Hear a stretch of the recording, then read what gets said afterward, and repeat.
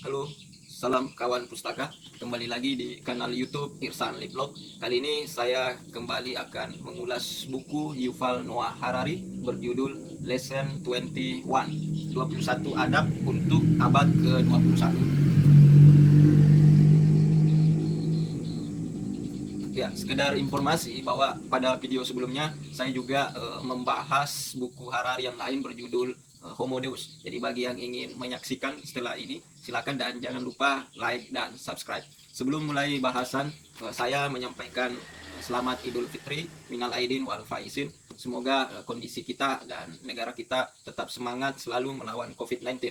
Oke, yang pertama saya ingin merefleksikan bahwa setiap peristiwa tentu memberi kita hikmah, termasuk di masa pandemi ini. Dan ada banyak pelajaran yang dapat kita petik untuk dijadikan sebagai upaya tetap survive, adaptif, dan melanjutkan kehidupan dengan cara yang baru.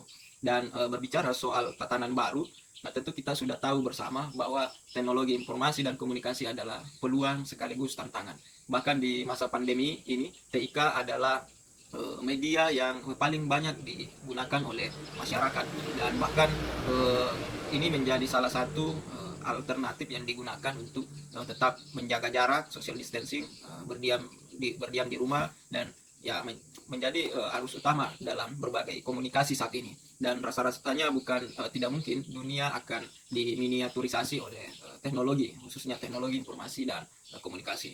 Nah, saya membuka bahasan yang menyinggung terkait TIK sebagai bagian yang sebenarnya dibahas di dalam buku ini, khususnya pada bab pertama. Karena di bab pertama ini Harari membahas tentang tantangan teknologi.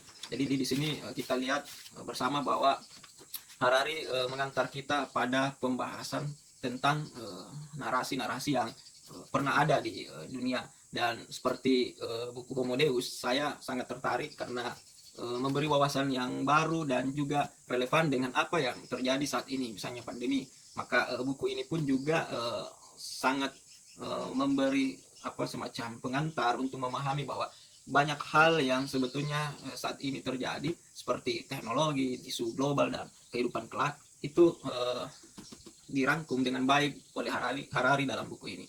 Nah, saat misalnya saya melihat atau menyaksikan video-video di YouTube, salah satunya video Bosman Sontoloyo yang sering membahas tentang globalis dan juga pertarungan antara Amerika dan China saat ini. Nah, itu saya akan memantik saya untuk kembali membaca dan menandai beberapa hal yang telah dituliskan oleh Harari, dan terkait bagaimana visi global dan bagaimana kedepannya dunia dibawa dengan teknologi, itu sangat jelas dibahas oleh Harari. Baik, saya lanjutkan bahwa di bagian pertama buku ini dimulai dengan judul kekecewaan. Akhir sejarah telah ditunda. Nah, di sini Harari sebetulnya ingin menerangkan kisah besar atau cerita global yang dianggap menerangkan segala hal sejak dulu hingga saat ini. Mulai dari kisah tentang fasis, kisah komunis, hingga kisah liberal yang saat ini kita kenal dengan liberalisme. Lalu yang terakhir yang saya sebut tadi, Harari banyak menyinggung bagaimana kemudian elit global, elit liberal shock dengan berbagai perubahan transformasi. Katakanlah perubahan-perubahan itu dipengaruhi oleh perubahan-perubahan itu dipengaruhi oleh munculnya kebangkitan nasionalisme, Brexit, dan seperti yang diucapkan oleh Donald Trump yang mengusung tema yang topik yang sebaliknya.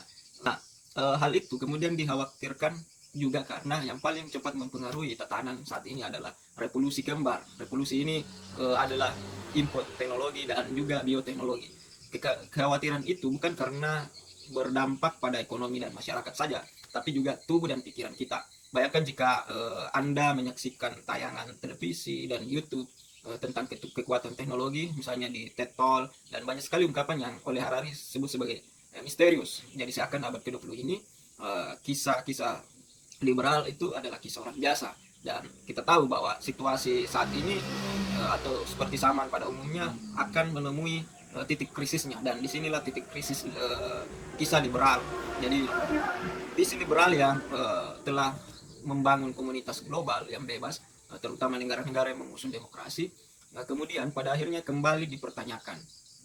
Apakah ini berarti bahwa cita-cita global pada kisah liberal mengalami krisis kepercayaan yang begitu mendalam ketimbang pada periode sebelumnya, ya kita tidak tahu. Yang pasti bahwa Harari mencoba menunjukkan berbagai alternatif pada kisah nasionalis dan juga agama lokal setiap tempat di dunia. Dan di sini dikatakan bahwa kaum nasionalis ataupun gerakan nasionalis, misalnya perjuangan nasionalis seperti itu, katanya tak punya narasi yang berhubungan dengan semacam kemanusiaan secara keseluruhan yang bisa diterima secara global.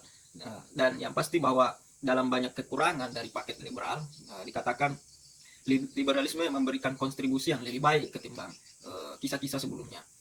Katanya untuk pertama kalinya penyakit menular, perang, dan kelaparan jauh lebih sedikit di abad ini, di abad di mana liberalisme berdiri ketimbang kisah-kisah sebelumnya.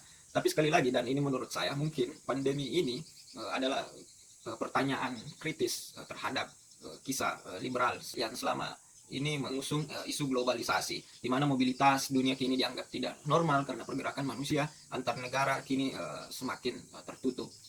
Nah, ketika Harari mengatakan liberalisme tidak memiliki jawaban terhadap masalah lingkungan, maka pada masa pembatasan sosial dan gerakan kebersihan sosial saat ini, ekologi justru seakan mendapatkan kesegaran dengan sendirinya. Dan di satu sisi, disrupsi teknologi kian menancap dan membuat panik para kapitalis. Nah, ketika kita kehilangan pada narasi besar yang ada pada liberal, maka dalam kekosongan menuju narasi yang baru yang mungkin akan tercipta, Harari menyarankan agar kita terlebih dahulu menjauhkan pikiran atau ramalan tentang seperti kiamat, beralih dari rasa panik menjadi kebingungan, karena katanya rasa panik itu adalah sebuah kesombongan, sementara bingung adalah cara untuk memikirkan sesuatu dengan jernih dan secara rendah hati, mencari solusi-solusi yang bisa dijadikan sebagai alternatif. Nah, sekali lagi, dari semua penantian akan narasi baru yang datang, di samping memahami perkembangan infotek atau infoteknologi dan bioteknologi, perlu katanya untuk mengintegrasikannya ke dalam narasi baru tersebut yang kita nanti secara bermakna.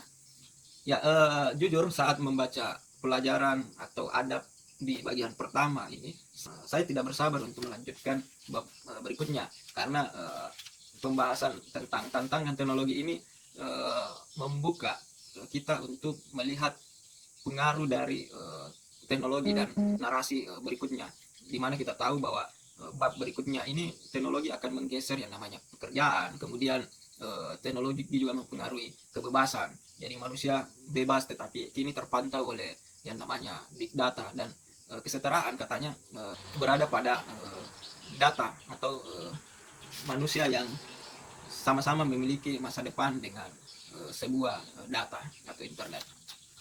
Demikian kawan pustaka.